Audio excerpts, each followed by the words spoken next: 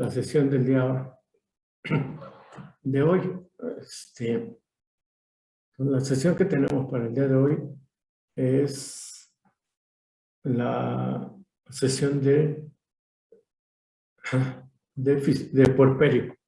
Entonces, pero nos faltaba por concluir una parte de lo que son maniobras obstétricas. Vamos a acabar la parte de maniobras obstétricas y después seguimos con puerperio. Entonces, vamos a empezar.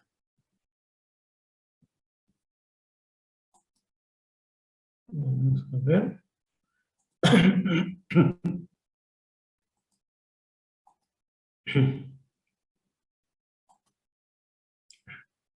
Bueno, a ver, entonces, si se acuerdan, estábamos viendo el jueves pasado el tema de parto y distocia.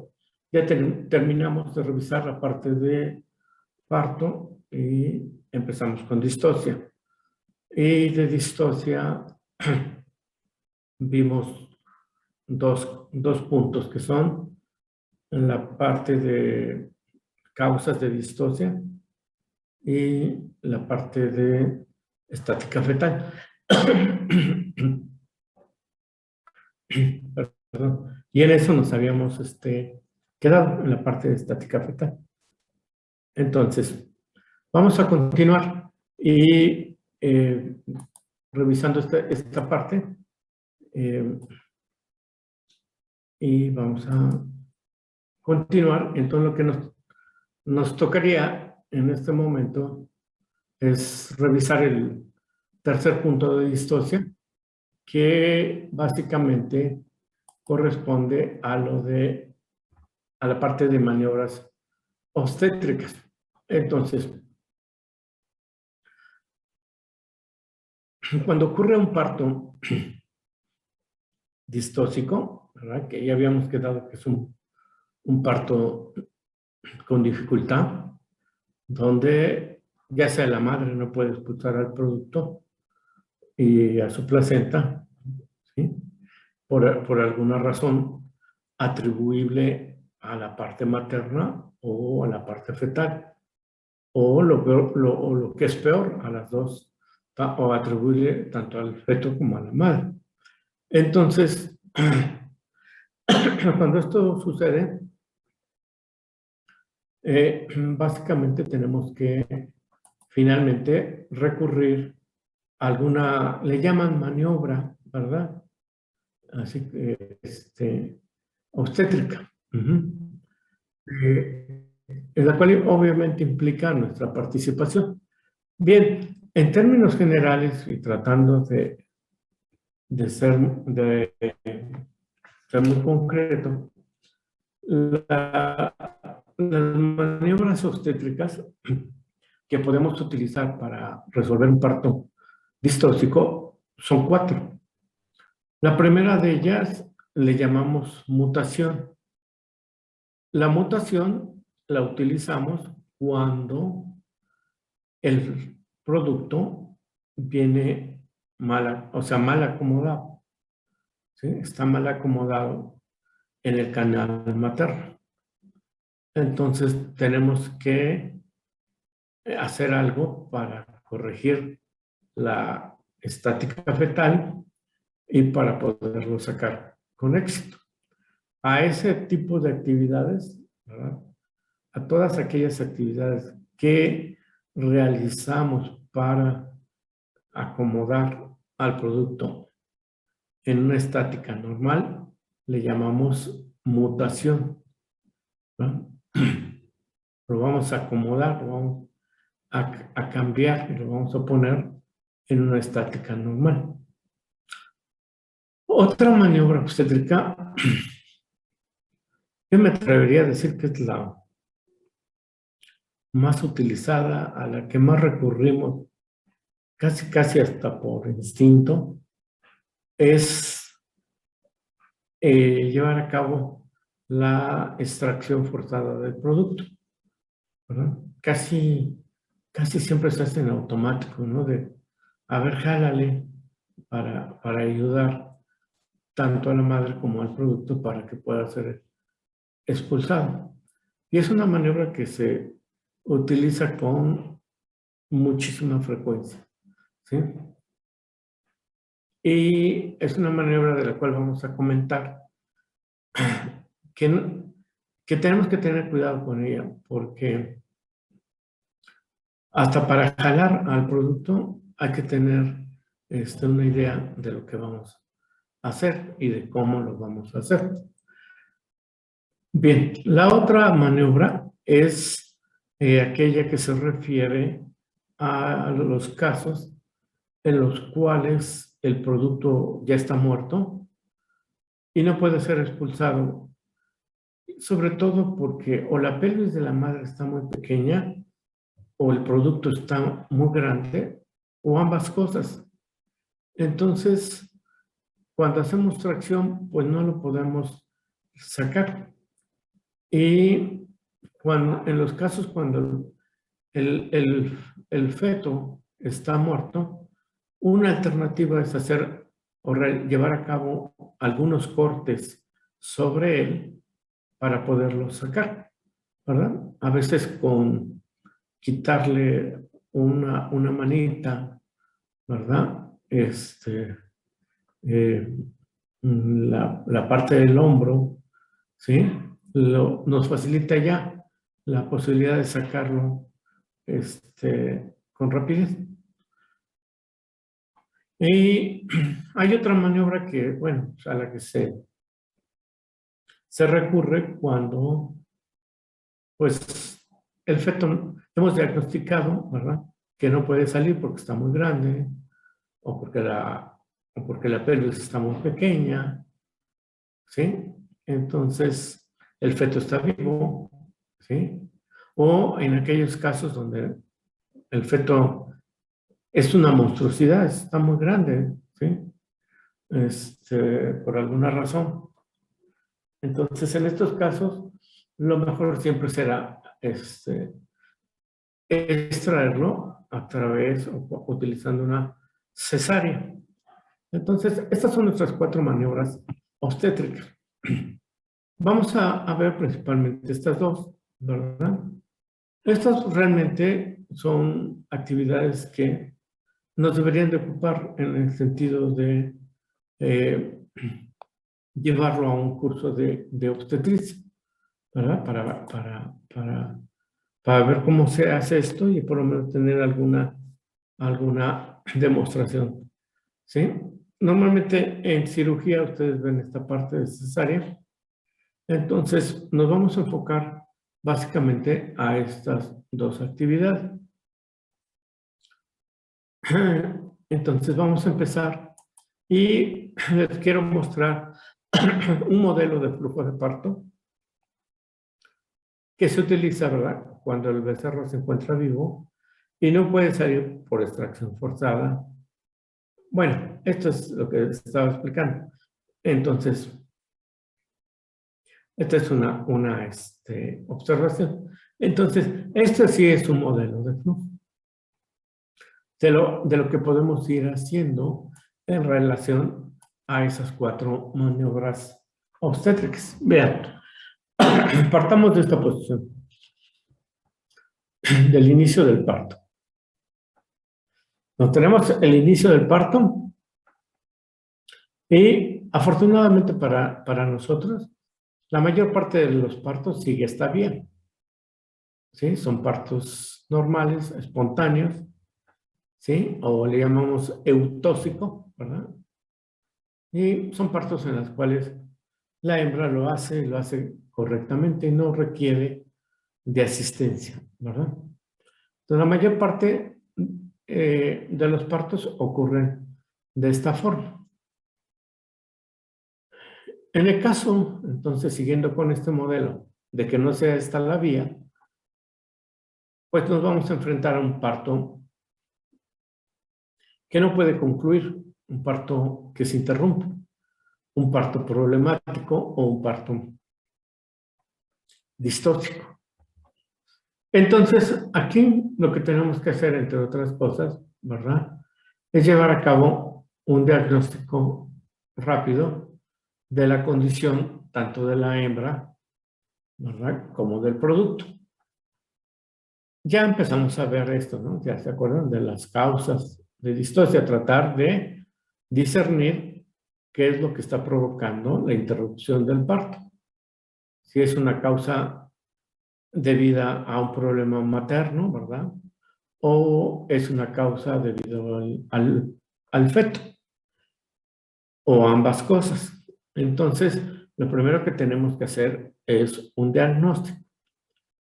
En el caso del feto, ya les había dicho que uno de los puntos importantes en ese diagnóstico es llevar a cabo lo que corresponde a determinar su estática fetal.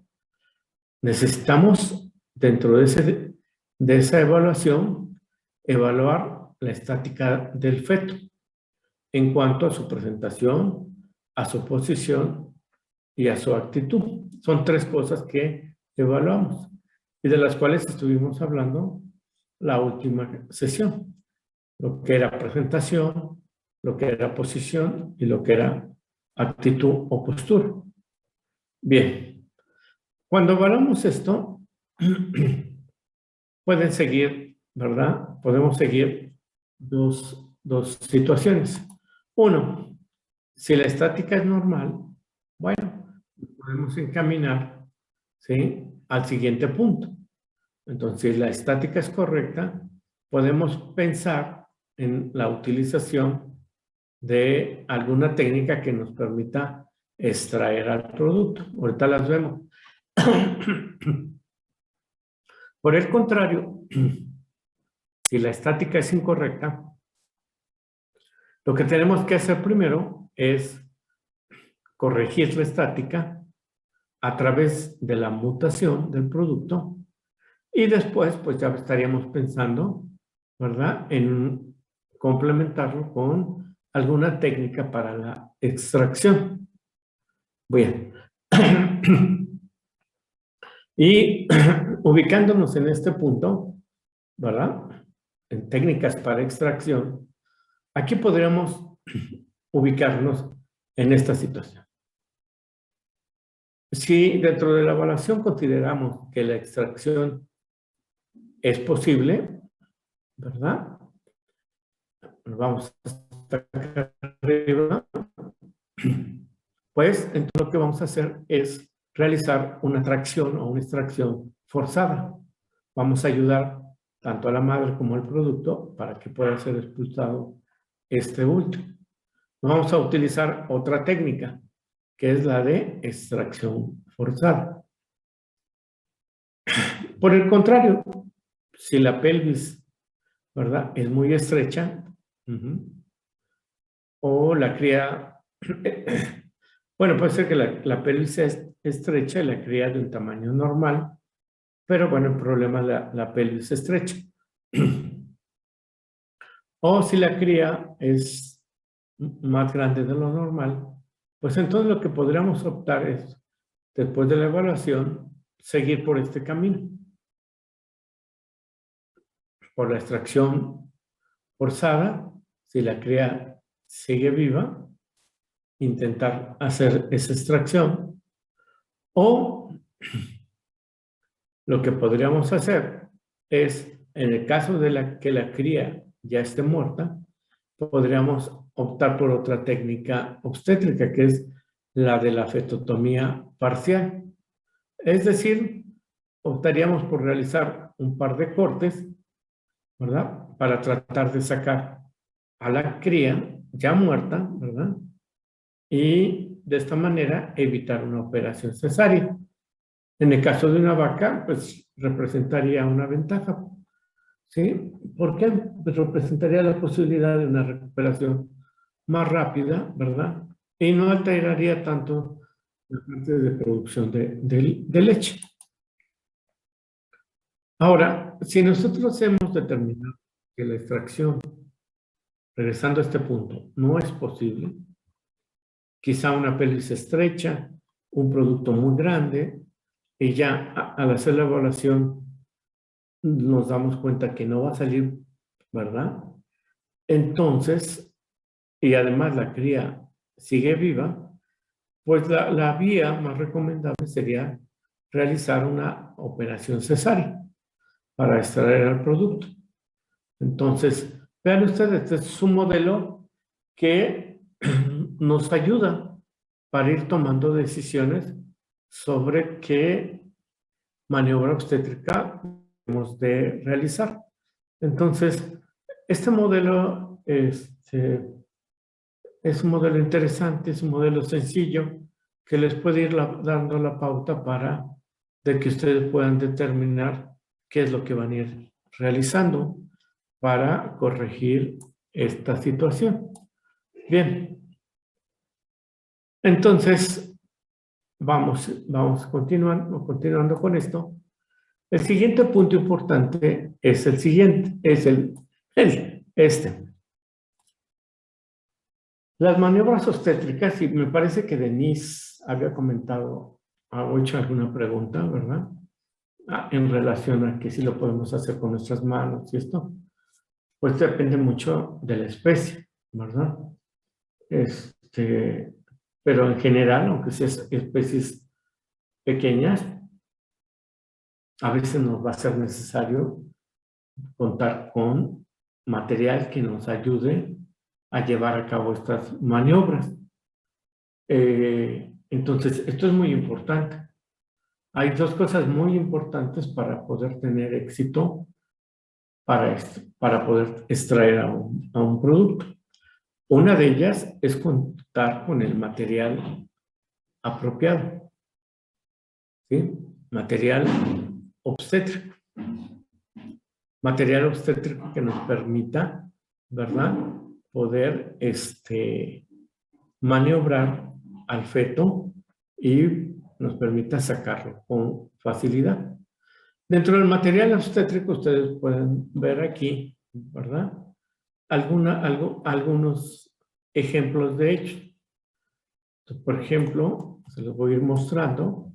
Tenemos lo más sencillo que son cadenas de tracción o cuerdas, ¿verdad? Depende de la especie, ¿sí? O pasalazos, esto es para cuando queremos, por ejemplo, fijar la mandíbula o una patita o una manita, ¿verdad? Y esto es como una extensión de nuestro brazo porque, ¿verdad? A veces nos cuesta trabajo, sobre todo en especies grandes, llevar a cabo las maniobras. Hay también instrumentos, ¿verdad?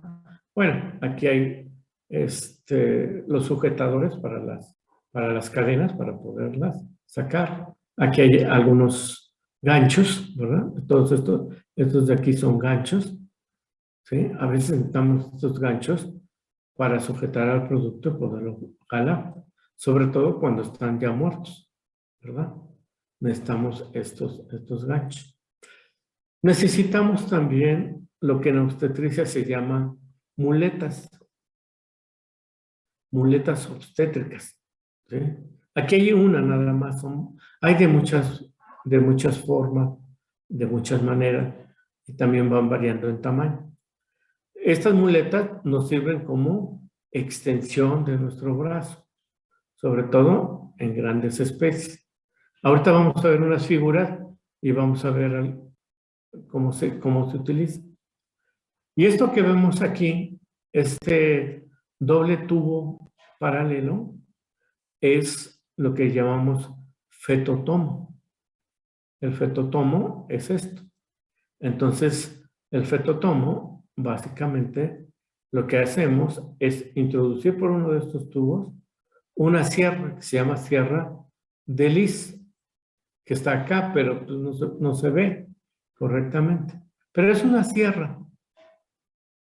La sacamos por acá, le dejamos espacio, ¿sí? La sujetamos, no sé, a una mano, a una piernita, a la cabeza, y la volvemos a traer hacia nosotros, la sierra.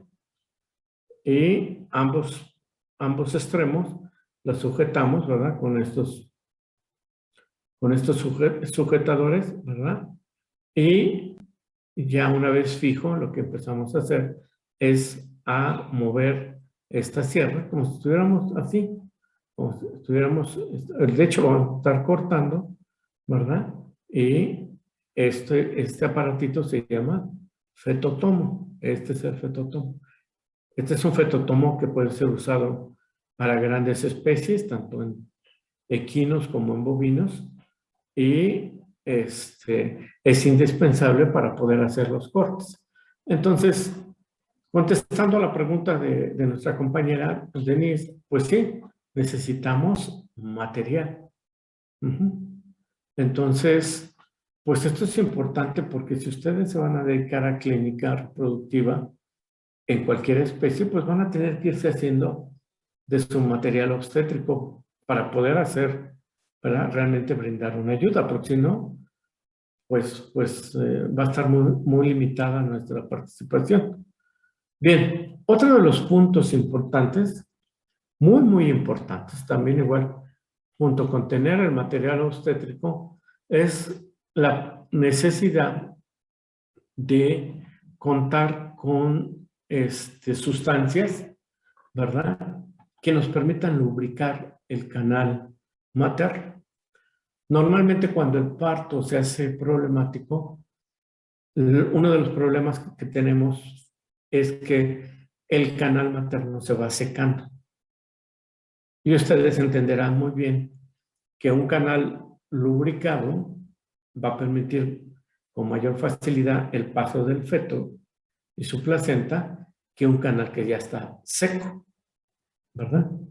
Y que además se expone a ser lesionado. Entonces, créanmelo,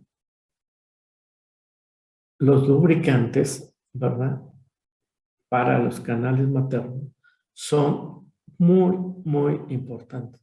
A veces la diferencia entre poder sacar a un producto o no durante la extracción depende de que también esté lubricado el canal materno. Casi lo que queremos es que resbale el producto. Hay muchos jabones obstétricos, ¿verdad? Hay muchas posibilidades en el mercado. Entonces, hay quienes hasta en situaciones pues de emergencia llegan a utilizar aceites minerales, ¿verdad? Aceites incluso de cocina, pero bajo situaciones, ¿sí?, pues donde no hay otra cosa.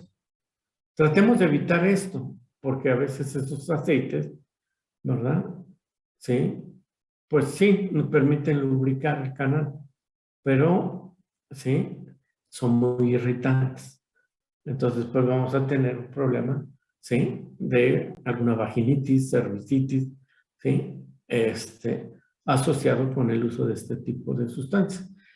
Entonces, si hay jabones obstétricos, si hay lubricantes obstétricos, pues ¿por qué no utilizarlos? En prácticas normalmente les enseñamos cómo se hace uno de esos, y es muy fácil de hacer. Ustedes compran en estas farmacias, por ejemplo, allá del centro de la Ciudad de México, en la París, compran una cosita que se llama, no sé cómo pueda yo aquí apuntarle, nunca lo he hecho. A ver, déjame ver. Pluma, voy a usar la pluma.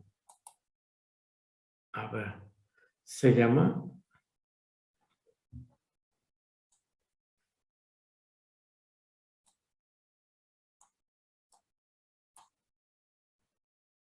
Ay, no. A ver, se los digo mejor. Se llama, Iván, a ver si tú lo pudieras apuntar. Se llama hidroximetil, a ver, carboximetil celulasa. A ver si lo puedo. Se llama, no.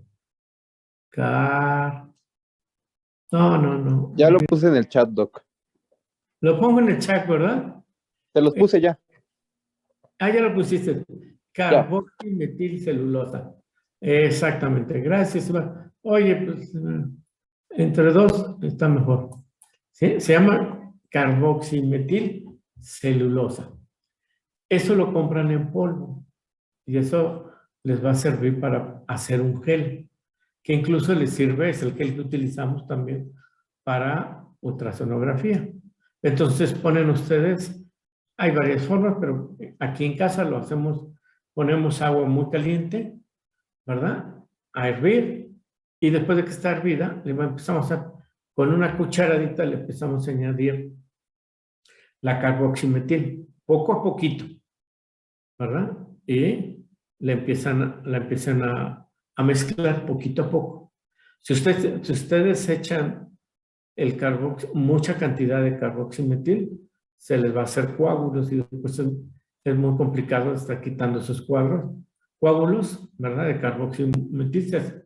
Y entonces van a tener que meter a una licuadora para deshacer todo y que quede homogéneo. Entonces le van a ir añadiendo el carboximetil poco a poco hasta que quede de la consistencia que ustedes quieren. Para un caso de distosia, ¿verdad? Pues entonces ya pues lo dejamos lo más viscoso posible. Entonces ustedes incluso antes pueden tener algo de carboxi ya preparado, ¿verdad? En algún frasco, ¿sí? Sobre todo si se dedican a la clínica y bueno, pues ya lo tienen listo, ¿no? Bien, entonces este es otro punto importante para que ustedes puedan tener éxito al extraer un producto. Entonces vamos a pasar ahora, vamos otra vez a traer esta figura que ya la habíamos visto. Ahora ya me hice el lío aquí. A ver, ya me hice un lío aquí, ¿por qué? Aquí está. Ya. Volvemos a traer esta figura, esta serie de figuras.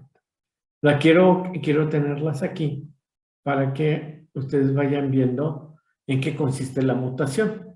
Nos habíamos quedado que esta presentación, perdón, esta estática, ¿verdad? Vamos a recordar, presentación longitudinal anterior, ¿sí? Posición dorso-sacra y miembros anteriores y cabeza extendidos. Y la presentación longitudinal posterior, también dorso-sacra, con miembros posteriores extendidos, son normales. Cuando están así, los productos no hay que hacerles nada. Cuando están, ¿verdad? En esta situación donde en ocasiones, ¿sí? Más de dos miembros se encuentran en el canal materno. O hay dos, pero una es una mano y otra una pata. Entonces siempre verifiquen, ¿verdad? Que es una manita y de un lado y del otro lado la manita, ¿verdad? O cuando están, que les decía, por ejemplo, en caballos, esto es común, ¿verdad? Con el cuello torcido. O cuando están en esta presentación, pero, digo, en esta postura, pero con los miembros flexionados, los miembros posteriores. Muy diferente a esto. Aquí sí lo podemos sacar, aquí no puede salir. O cuando están atravesados, mucho, mucho peor. Entonces, necesitamos acomodarlo. A esas maniobras para acomodarlo se llaman mutación. Entonces, miren, hay sobre todo cuatro actividades en cuanto a mutación. Una de ellas es repulsión. ¿Qué es repulsión? Simple y sencillamente. Repeler algo, ¿no? Empujar algo. Entonces aquí es empujar al feto hacia la cavidad abdominal para ganar espacio para esto, permitiendo la corrección de una actitud o postura. Por ejemplo, si está, ¿sí? vamos a pensar, aquí vamos a ver una manita doblada, ¿no? ¿Sí? Aquí vamos a pensar en esta podría ser, o que tuviera aquí la manita doblada, pues lo que vamos aquí la tuviera doblada hacia acá, como esta, pues entonces vamos a meter la mano, pero también casi vamos a intentar empujar para ganar este espacio y poder extender cada una de las patitas. Entonces, cuando empujamos al producto hacia dentro, ¿verdad? Para ganar espacio se llama repulsión. Miren, buscando la figura y aquí la tengo. Entonces, ¿cómo podemos hacer repulsión? ¿Cómo podemos empujar a un producto? Miren, aquí nos tenemos que valer, por ejemplo, de una muleta obstétrica, que la ponemos aquí, en lo que vendría a ser, ¿sí? La parte del hombro, ¿verdad? Entonces, lo vamos a empujar, como está aquí, para que el producto se vaya hacia atrás y a la vez vamos a ir, ¿sí? Corrigiendo, en este caso, la manita para poderla extender. Esto se llama repulsión. Hay otra que es la rotación. No tenemos la figura de aquí, porque esto, si tengo un buen alumno que pinte bien, ahí me dice para encargarle estas figuras. La rotación, dice, consiste en girar al feto sobre su eje longitudinal para colocarlo en posición dorsosacra. Entonces, la rotación nos permite la corrección de posiciones anormales. Por ejemplo, venga, vamos a ver acá. A ver, una posición anormal, ¿verdad? Podría ser, aquí no la tenemos ninguna, pero por ejemplo, que el producto, vamos a pensar estuviera girado hacia la derecha o hacia la izquierda, o peor aún, que estuviera, ¿sí?, en una posición dorsopúbica.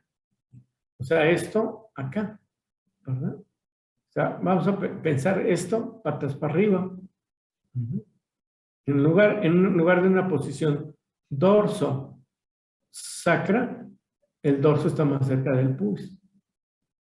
Entonces tenemos que girarlo para corregir la posición. O si está inclinado a la derecha o a la izquierda, también.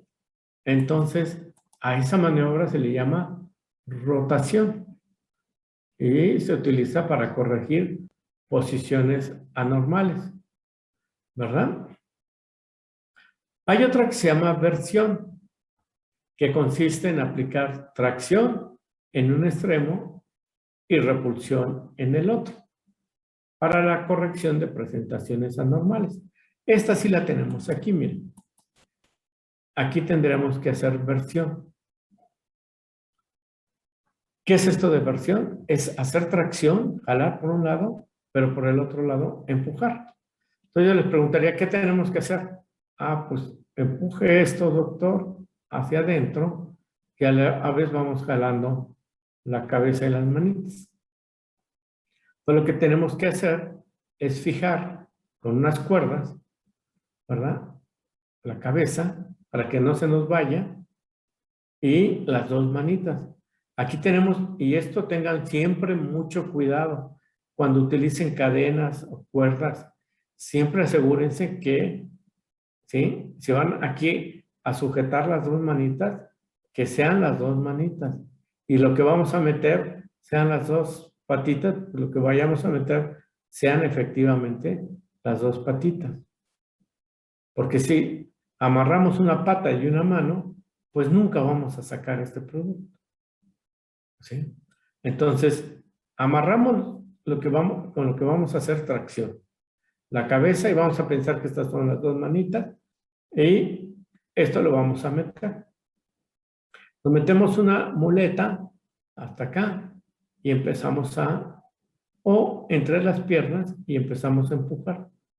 A medida que vamos a empujar, vamos jalando para ponerlo en una presentación longitudinal. Aquí está transversal. Entonces, por un lado, jalamos y por el otro lado, empujamos hacia adentro. Esto se llama versión. Y esto nos sirve para corregir ¿qué? Presentaciones anormales. ¿Verdad? La otra, la última, es muy sencilla, la rectificación de extremidad. ¿Verdad? Entonces permite la corrección. ¿Sí? Esto es normalmente de lo que se hace con mayor frecuencia, corregir la posición, ¿verdad? Que viene una manita o las dos manitas dobladas, pues hay que corregirlas, ¿sí? O que la cabeza viene girada, pues hay que corregirla, ¿verdad? O que una de las patitas vienen dobladas, pues también hay que corregir, ¿no? Que sería esta parte, esta, ¿verdad? La corregimos. Entonces, esa es otra. Entonces, las 4 maniobras que podemos hacer durante la mutación es una que se llama repulsión, otra que se llama rotación. Esta es la más difícil porque hay que mover un producto que a veces pesan ya más o menos 30, 35 kilos y entonces hay que girarlos. La que les expliqué de versión y la rectificación de extremidades. Son las 4 maniobras que podemos hacer durante la mutación. Bien, ¿hasta aquí alguna pregunta?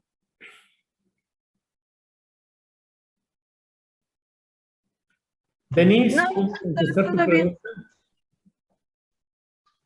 Todo bien, Doc. Muy bien, Todo bien. qué bueno. Entonces, vamos a seguir.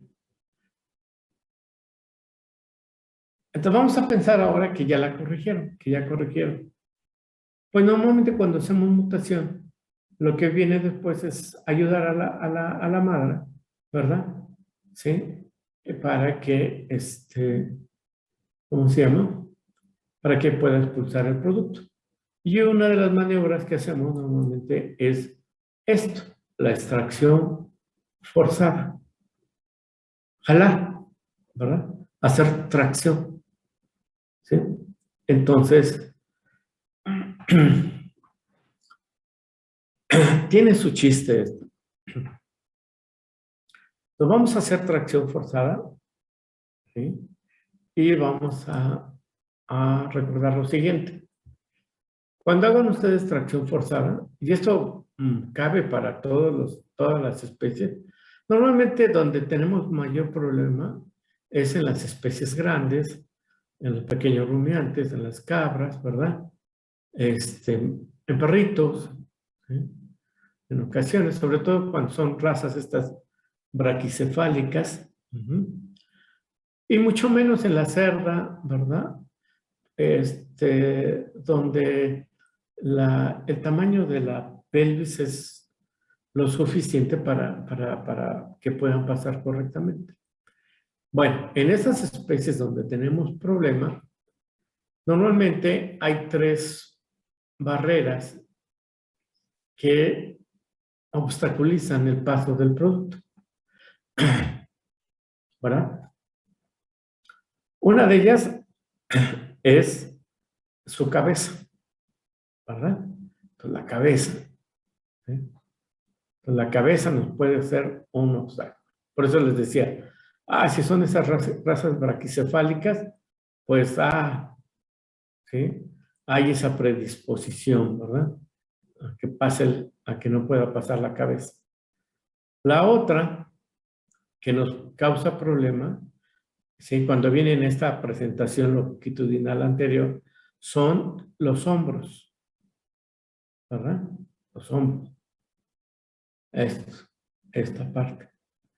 Y cuando vienen al revés, cuando vienen en presentación longitudinal posterior, lo que se atora normalmente, ¿sí? En la pelvis es la cadera.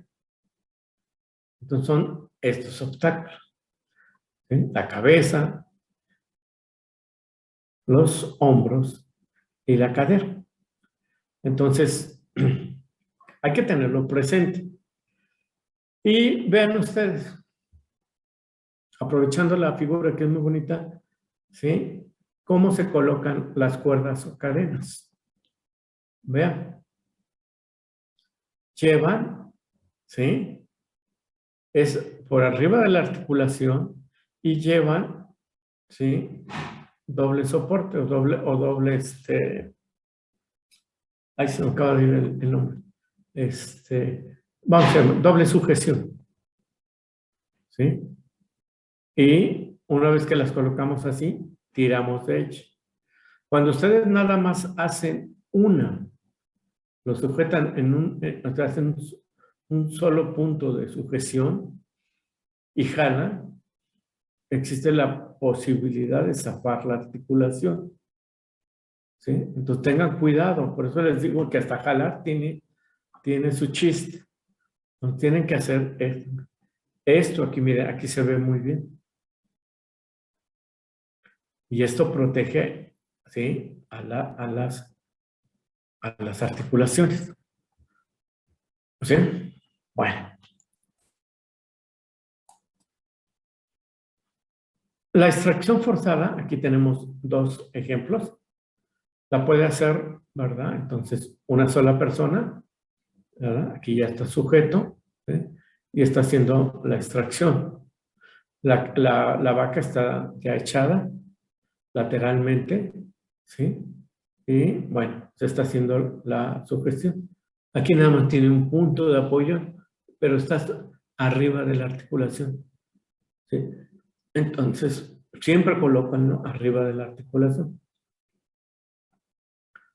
Bien, la extracción forzada, ¿sí? La fuerza para la extracción, ¿sí? Debe de ser, cuando mucho, para una vaca, para una yegua, la que ejerzan dos personas.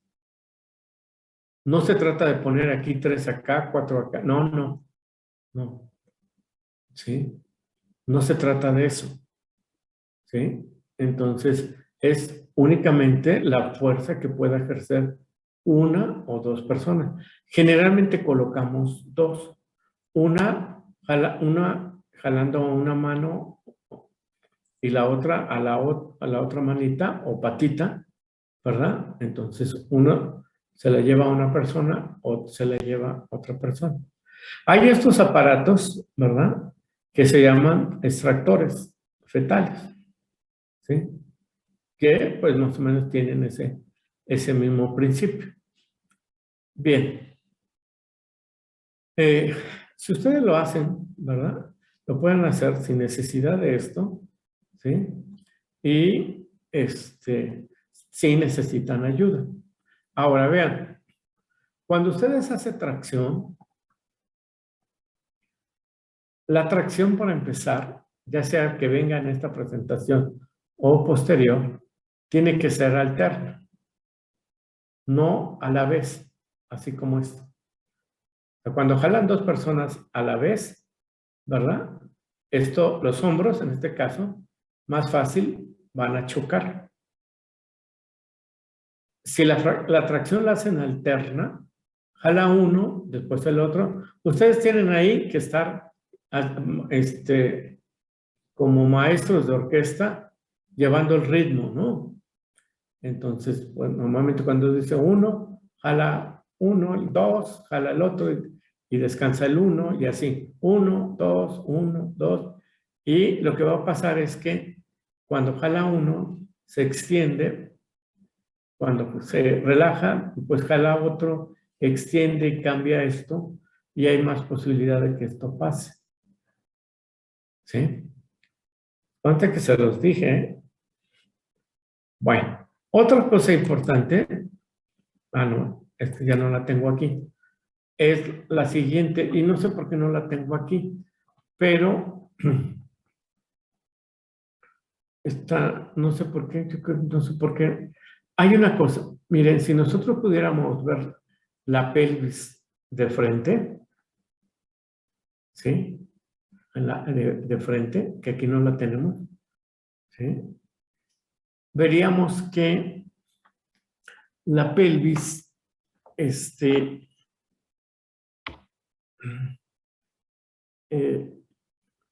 Miren, no sé si me pueden explicar en una pelvis, pero ¿sí me pueden ver con el arito Sí, doctor.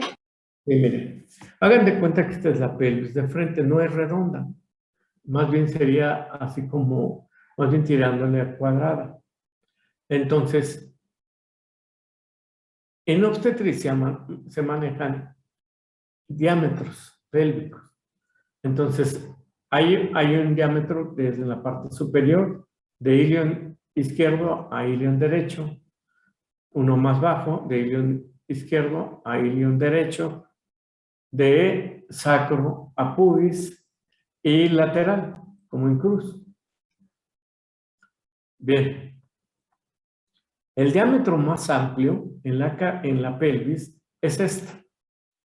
Así. No es este, no es así, no es así. El diámetro más amplio a la pelvis es este. ¿Sí? El oblicuo, este que está aquí. Entonces, cuando ustedes van haciendo tracción, hay que utilizar este muñequito, ¿verdad?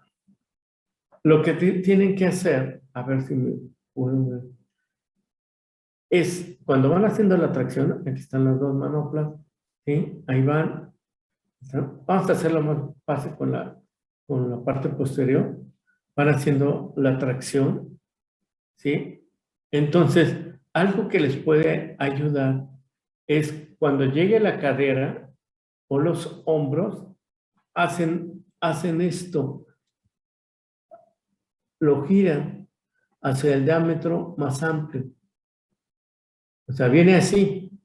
Cuando llegue a la parte de cadera, usted le calcula, lo va girando suavecito para que agarre el diámetro más amplio. O si va así, cuando viene por aquí, en lugar de que choque con los hombros aquí, lo giran para que pueda pasar.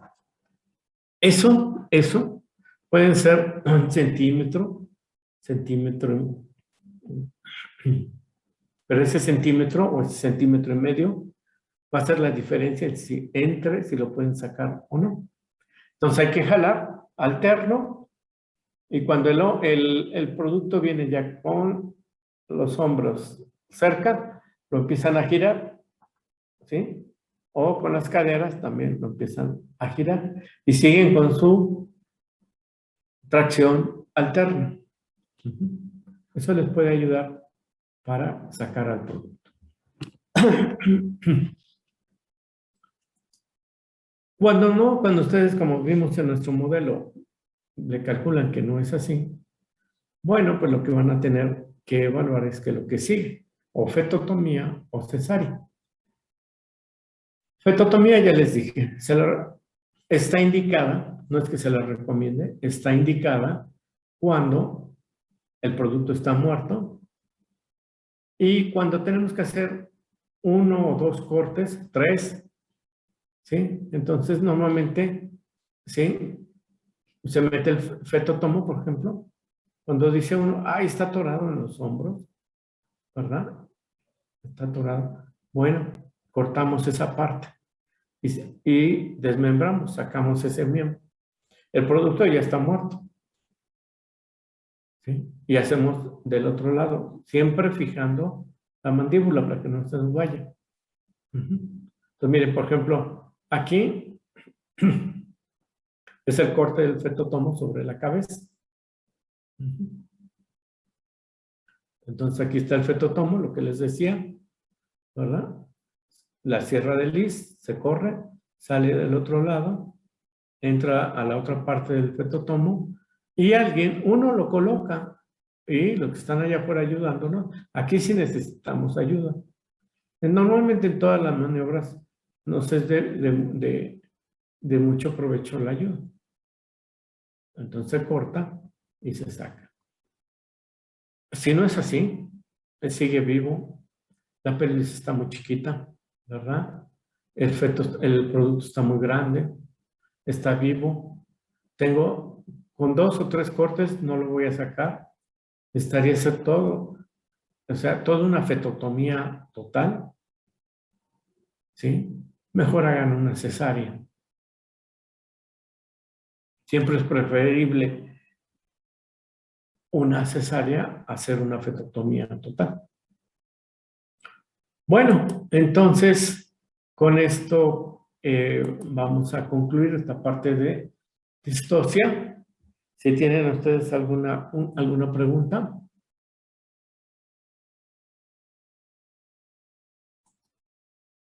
No, doctor, No, todo bien. doctor. ¿No? Bueno. Pues entonces con eso, con esa parte, esta parte concluimos el tema de parto y distocia.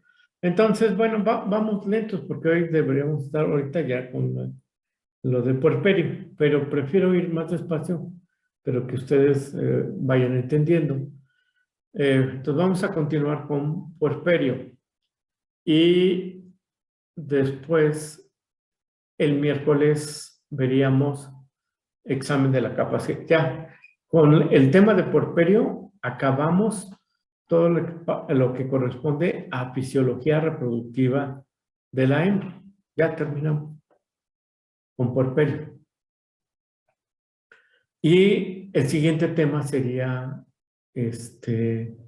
un tema que se da en prácticas, que se debe de dar en práctica más que en teoría, que es el examen de la capacidad reproductiva de un semental. Entonces, eso lo vamos a ver el miércoles. Entonces, y con esto terminaríamos la segunda parte del curso. Y ya nos quedaría la tercera y última parte del curso. Entonces, estaba viendo que el siguiente tema del jueves, el jueves tendría que haber examen. El jueves. Entonces, le estoy calculando que no vamos a acabar el examen de capacidad reproductiva del semental. Probablemente el miércoles, porque además el miércoles no me voy a poder extender, porque como ya empieza la última parte del curso, les explico que la última parte del curso es muy interesante y es la que a veces ya se pierden ustedes. Ya, para mí es suficiente, yo ya con esto. Es la más interesante porque viene la parte aplicada de todo, o sea, de todo lo que han visto tanto para hembra como para macho, y empezamos a ver lo que corresponde al manejo reproductivo de cada una de las especies domésticas. Entonces, todo lo que vimos de pubertad, estacionalidad, puerperio, parto, distocia y todo este relajo, pues ya lo empezamos a ver, ¿sí? Cómo se utiliza para montar un programa reproductivo, tomando en consideración todos estos puntos, para bovinos de leche, para bovinos de carne, etc. Entonces, ya empezamos la parte de manejo reproductivo por especie. Le llamamos la parte de especies más rápido. Entonces, el miércoles a mí me toca dar a todos los grupos la parte de manejo reproductivo de pequeños rumiantes. Entonces, el miércoles tengo clase también en uno de los 10 grupos. Entonces, y tengo clase en la mañana con ustedes. Entonces, lo que estaba pensando es terminar el miércoles, dar la clase, nada más 2 horas, y después el jueves terminar el capítulo de capacidad reproductiva para verlo bien, y posponer el examen para de este jueves que viene, de este miércoles que viene al siguiente miércoles. Entonces sería el miércoles, el examen sería la próxima semana, el miércoles. Recuerden que el día 1 y 2 son feriados, Entonces el lunes no tenemos sesión, el 2 es feriado y el 3 ya regresamos. Entonces, me gustaría que el segundo examen fuese el miércoles de la próxima semana. Y además, pues con la idea, ¿verdad? La ilusión de darles más tiempo para que lo preparen, para que les vaya mejor. Entonces, ¿hay algún inconveniente en esto? No, doctor. No, doctor, ningún inconveniente. No, doctor, ninguno. ¿Ninguno? Bueno, entonces vamos a cambiar el examen para que tengan más tiempo. Ojalá de veras que lo aprovechen. Que levanten esas calificaciones, los que tienen que levantar las calificaciones. Entonces, el segundo examen parcial, lo vamos a tener el miércoles 3, ya es noviembre, miércoles 3 de noviembre, ¿verdad? Ya después ya les indico la hora. El tema que nos vamos a comer ahí, no lo vamos a comer, lo vamos a pasar. Y es un tema práctico, se llama eficiencia reproductiva. Y ese tema yo se los doy, ¿cómo se llama? Después les doy este tema de eficiencia reproductiva y no altera en nada nuestro programa. Lo que sí, ya la siguiente semana, ya empezamos con la parte de especies, como les decía. Entonces, el miércoles tendremos examen y el jueves de la próxima semana ya tenemos la primera clase que es manejo reproductivo de perros, ¿sí? Entonces el próximo miércoles, después de examen, les voy a explicar cómo se lleva a cabo la dinámica, porque cada tema lo imparte un profesor diferente. Normalmente son los profesores que hemos tenido alguna experiencia en cierta especie. Entonces, normalmente son los que impartimos los temas. Entonces esto es bueno porque van a ir viendo pasar por aquí. Ya van a descansar un poco de mí, pero van a ir viendo y conociendo a los demás profesores del departamento de reproducción. Entonces es una buena experiencia que a veces, les digo, la mayor parte de las veces se toma por el lado equivocado. Decir, ya el profesor ya no va, ya no se conecta, ya no está con nosotros, ¿sí? Entonces ya no me conecto, ya no esto. Tengan cuidado con eso, porque sí estoy al pendiente, sí pregunto, a veces me conecto yo para escuchar la clase, ¿verdad? Aunque sea un ratito, y estoy al pendiente, ¿sí? Pero lo más importante es esto. A veces se descuidan y si ustedes comparan las calificaciones de nuestros 3 exámenes, las peores calificaciones, los promedios de grupo, los peores, son las del tercer examen parcial, que incluye especies. Y no nada más en mi grupo, sino en todos los grupos. Entonces, por lo mismo, no va el profesor, este es otro profesor, ni me conoce. Lo clásico. Entonces, no hagan eso porque siento que es una parte muy buena del curso, porque vemos por un lado cómo se aplican los conocimientos que ya llevamos, en qué se aplican concretamente, en qué momento, y segundo, podemos ir conociendo a diferentes profesores, ¿verdad? Lo cual también enriquece, ¿verdad? Es enriquecedor. Bien, entonces, lo dejamos así. Vamos a empezar por perio hasta donde lleguemos hoy. Seguramente el miércoles continuamos con puerperio y empezamos examen de capacidad reproductiva del semental. El jueves terminamos examen de capacidad reproductiva del semental y el miércoles 3 de noviembre hacemos o llevamos a cabo el segundo examen parcial. Entonces, ¿queda claro? Espero no haberlos hecho bobo. Bueno, entonces, dice Diana que no, que sí que está de acuerdo. Bueno, entonces, ya quedamos y vamos a entrar entonces al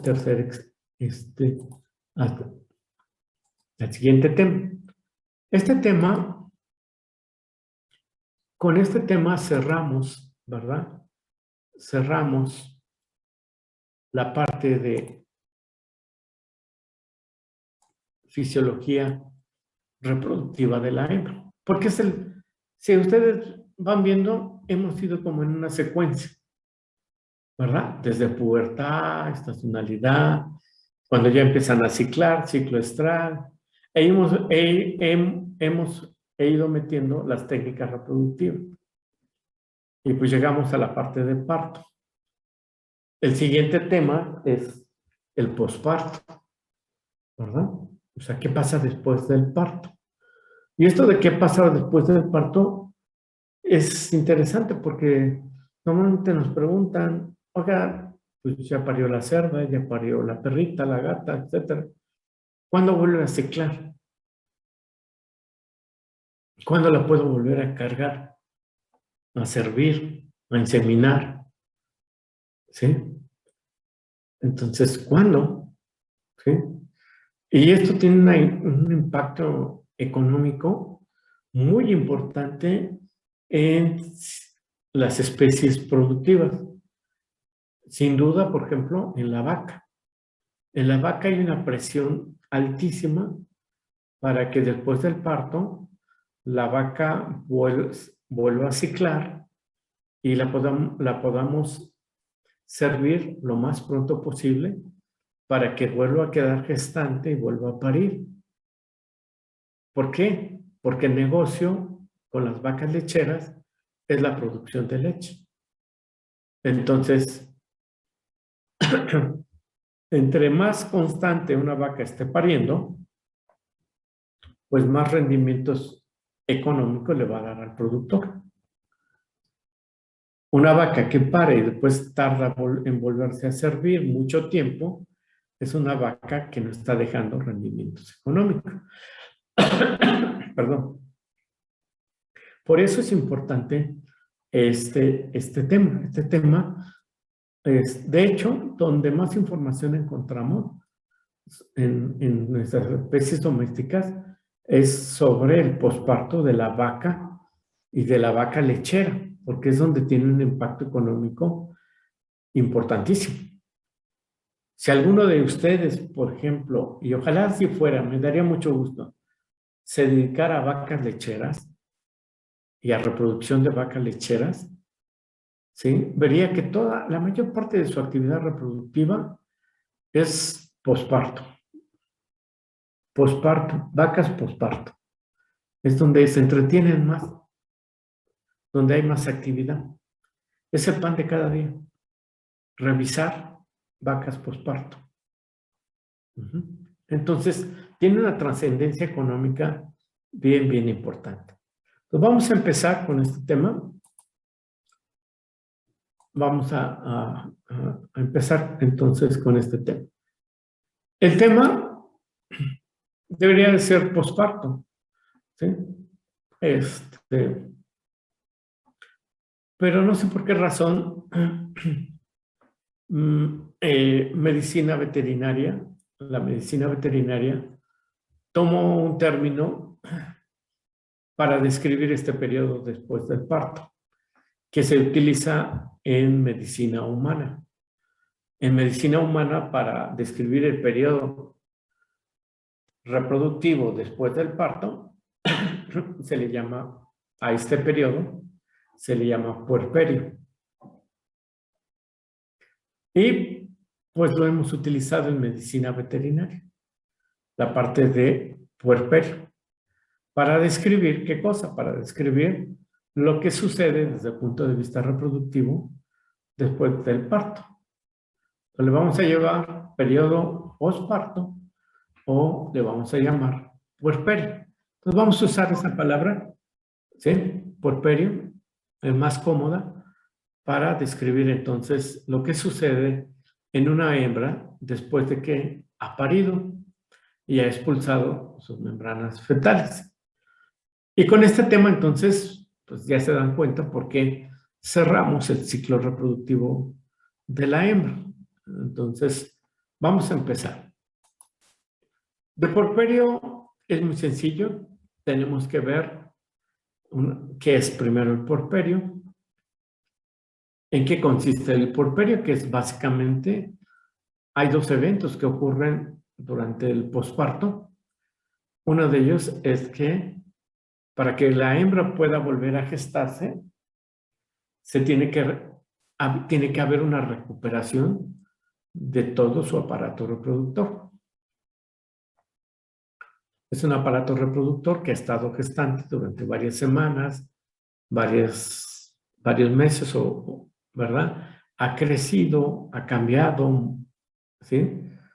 Entonces, el aparato reproductor se tiene que recuperar. Entonces, vamos a ver en qué consiste la recuperación del aparato reproductor. ¿Qué factores afectan dicha recuperación? ¿Sí? Y el otro evento importante que tiene que suceder durante el puerperio es el reinicio de la actividad ovárica. O sea, los ovarios después del parto, les cuento, pues permanecen muy quietos en el sentido de que después del parto, pues van a pasar varios días o semanas, depende de la especie, antes de que la hembra vuelva a ovular, o le vamos a llamar antes de que una hembra vuelva a ciclar o a tener actividad ovárica o ovulatoria. Entonces, este es otro de los eventos que tiene que suceder. Y hay factores que tenemos que ver que pueden también modificar el inicio de esa actividad ovárica. Entonces, estos son los elementos que nos van a ocupar, ¿verdad? Para cerrar esta parte, este tema de puerperio. El material que tienen material que pueden consultar, ¿verdad? Hay una videoclase de puerperio y en la unidad 14 del libro de texto del departamento en la unidad 14 se desarrolla el tema de puerperio. Entonces, tienen material para complementar lo que veamos aquí en clase.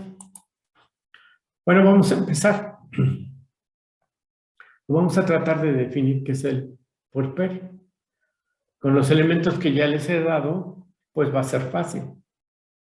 Porque el puerperio no es otra cosa más que un periodo de tiempo. Un lapso, un intervalo de tiempo. Y ese tiempo abarca desde la finalización del parto hasta que la hembra que ha parido, ¿sí? O sea, el aparato reproductor de esa hembra se recupera y reinicia su actividad ovárica. Entonces vuelve otra vez a tener actividad ovárica. Pero ¿qué es lo que nos interesa de la actividad ovárica? Que vuelva a ovular, ¿verdad? Entonces, ahí entre paréntesis ustedes tienen de lo que nos interesa de la actividad ovárica es la aparición del primer estro fértil. Entonces, hasta que vuelva la hembra a manifestar un primer estro. Si estoy hablando de estro, es hasta que vuelva a tener manifestaciones conductuales propias del estrocelo, ¿verdad? Y que ese estro, esas manifestaciones, se acompañen, que sea un estro fértil. ¿Qué quiere decir? Que el estro se acompañe de ovulación para que sea fértil. Entonces, ¿qué puede haber después del parto? ¿Estros no fértiles? Sí. Puede haber, por ejemplo, la cerda puede, días después del parto, puede presentar conducta estral. Muy rápido. 3, 5 días después del parto, empieza a tener una conducta propia del celo. Pero ese celo no se acompaña de ovulación. Entonces, pues de nada nos sirve, ¿verdad? ¿Por qué? Pues porque es un estro no fértil. Entonces, lo que estamos buscando es que el puerperio se acompañe con el reinicio de la actividad ovárica o la aparición del primer estro fértil. Entonces, estro fértil, como está acá abajo, es un estro que se caracteriza por que la hembra manifiesta estro, celo, calor. Perfecto. Después del parto. Que ese celo, calor, estro, se acompañe de ovulación. ¿Sí? Pero además hay otro puntito por ahí que es interesante. Y es que después de la ovulación se forma un cuerpo lúteo de vida media normal. O sea, un cuerpo lúteo que dure activo, ¿sí? Un tiempo normal. Por ejemplo, para una vaca, pues entre el día 5 y el día 15 de su ciclo, alrededor de 10, 11, hasta 12 días activo. ¿Para qué? Para que pueda haber, ¿se acuerdan? Para poderle dar al embrión, si es que lo hay, un tiempo para que pueda ocurrir el reconocimiento de la gestación. Si el cuerpo lúteo no tiene una vida media normal y se destruye antes, si hay un embrión, aunque envíe su señal, la señal va a llegar tardíamente. Entonces, vean los componentes de un estro fértil. Es un estro, ¿sí? Un estro fértil, recuerden, se los voy a preguntar, es un estro un estro fértil es aquel estro que se acompaña de conducta sexual, estro, celo, calor, más ovulación, más la formación de un cuerpo lúteo con vida media normal. Entonces aquí podemos hacer un paréntesis. Ustedes pueden decir, bueno, ¿por qué me está explicando con tanto detalle esta parte? Que puede haber situaciones diferentes. No todas entran en un estro fértil, no. No todas las especies, hay variaciones entre especies. Hay quienes presentan estros anovulatorios. ¿Sí? Entonces sale la cerda en calor, ya se los dije. 3, 5 días después del parto, muy rápido, pero es un celo conductual nada más. Si le quisieran dar servicio, pues no va a ocurrir la ovulación, entonces ni pierdan el tiempo. Muy bien. Entonces, dice estro más ovulación. Aquí hay un punto importante. Hay especies que ovulan sin manifestar conducta estral después del parto. Y se le llama ovulación silenciosa. Entonces, pues esto también es un problemita, porque ¿de qué me sirve también? O que ovule y no manifieste conducta estral. No me voy a dar cuenta. Pues sí, porque es una ovulación silenciosa.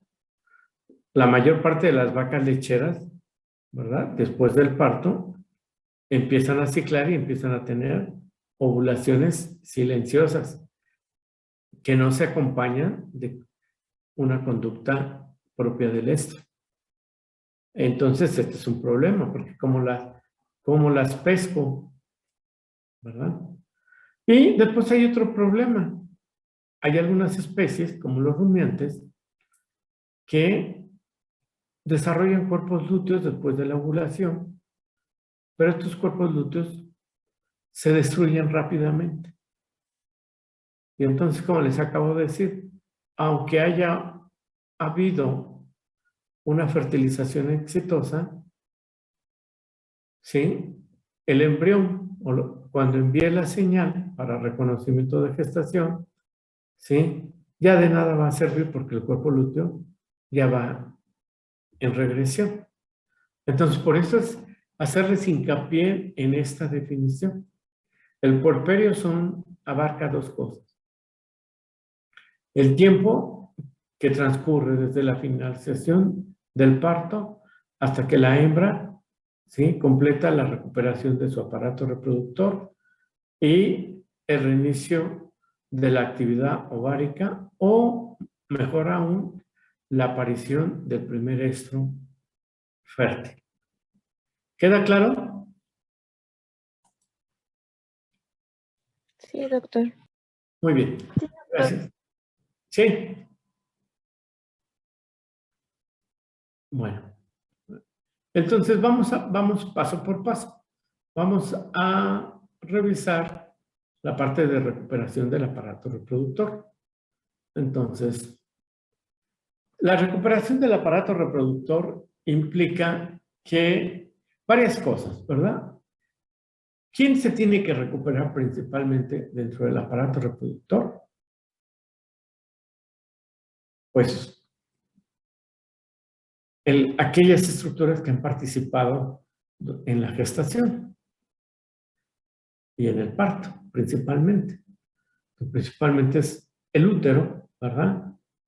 El cérvix y, pues, de alguna manera, también los órganos que formaron parte del canal materno blando, cérvix, vagina y genitales externos.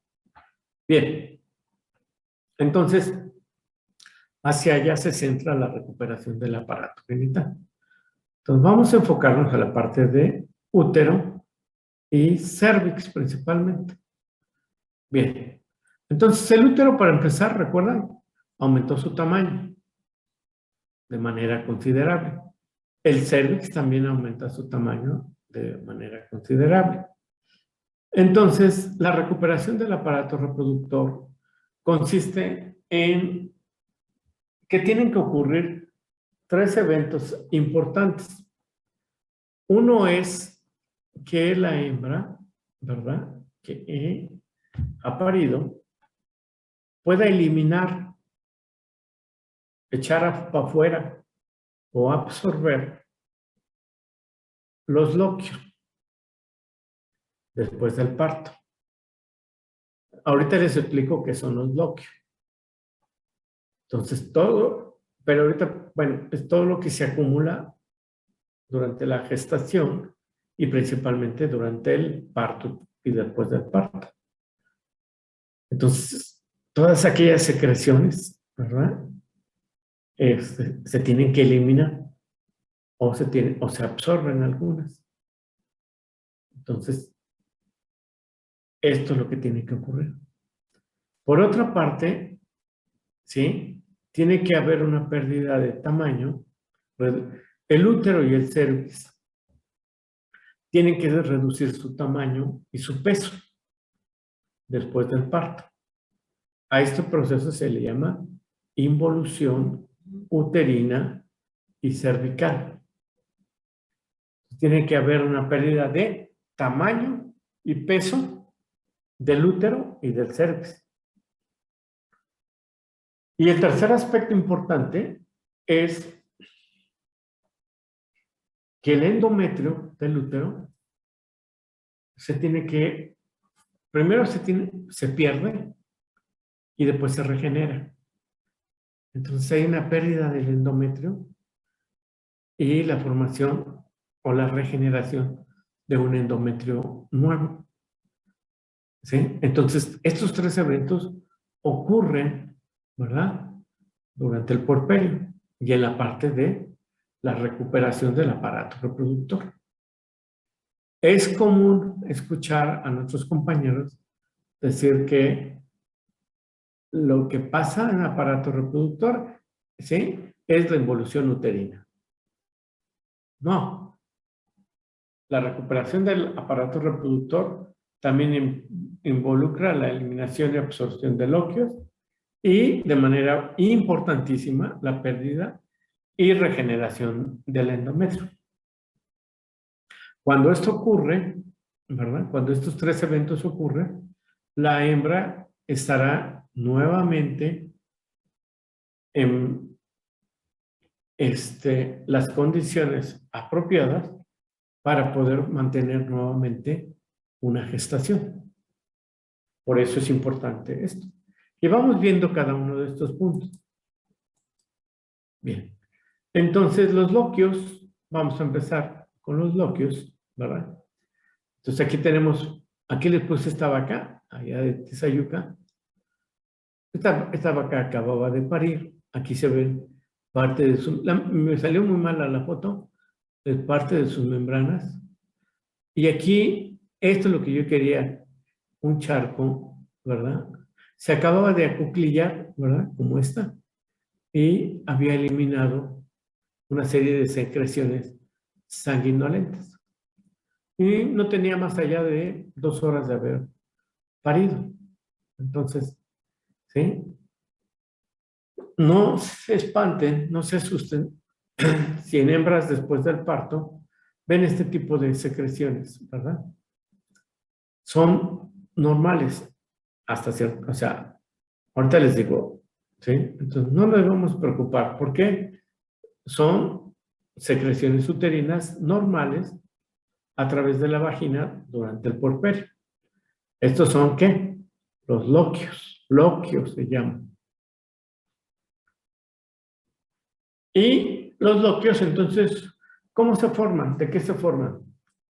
Bueno, se forman de lo que son las secreciones, ¿verdad? ¿Qué son secreciones? Bueno, puede ser de las secreciones que hay cuando se rompieron los 2 sacos, el amniótico y el alantoideo. Son secreciones también que hay propias durante el parto del cérvix, del aparato reproductor. ¿Sí? Después del parto, ¿verdad? Con el desprendimiento de la placenta, también hay exposición de vasos. Y hay secreciones sanguinolentas. Y como lo acabamos de ver, hay un proceso de pérdida y recuperación del endometrio. Entonces hay parte de detritus celulares. Todo esto lo mezclan en una licuadora, ¿sí? Y todo lo que resulta es un loquio. Y estos loquios, ¿verdad? Los vamos a estar viendo que son expulsados después del parto durante varios días o un par de semanas, depende de la especie, ¿no? ¿Sí? Y después van a ir desapareciendo. Al principio, si hablamos de su color, son rojizos. Después se van a ir haciendo achocolatados. Después ya se van a ir haciendo, ¿cómo se llama? Blanquecinos, translúcidos. ¿Sí? Y son de consistencia acuosa. ¿Sí? Es una consistencia acuosa. Y no tienen ningún olor propio, pues. ¿Sí? Ahora, aquí nada más una excepción con los loquios, y es que después del parto, ¿verdad? Y horas después del parto, en la perra, ¿verdad? Pueden tener una coloración verdosa. Entonces pueden ser loquios verdes, ¿sí? Verdosos, pero desaparece rápido esta coloración, ¿verdad? Entonces no se alteran, ¿sí? Más tienen esta coloración. Bueno, ahora, los loquios son importantes porque es algo que podemos evaluar y que nos da información de lo que hay adentro, ¿verdad? Entonces, por ejemplo, cuando cambian de color y empiezan a ser amarillentos, empiezan a ser azulosos, cuando no son acuosos, sino más bien son viscosos, ¿verdad? Y peor aún, cuando además son fétidos, esto no va bien. Nos están indicando, ¿verdad? La calidad de estos loquios en cuanto a color, consistencia y olor, que seguramente hay un proceso, ¿sí? infeccioso dentro del útero o en el cérvix o en ambos. Entonces, cuidado. Normalmente después del parto, ¿sí? Ahí se abre el cérvix, pasa el feto, pasan las membranas, ¿sí? Y hay cierto grado de contaminación bacteriana, normalmente.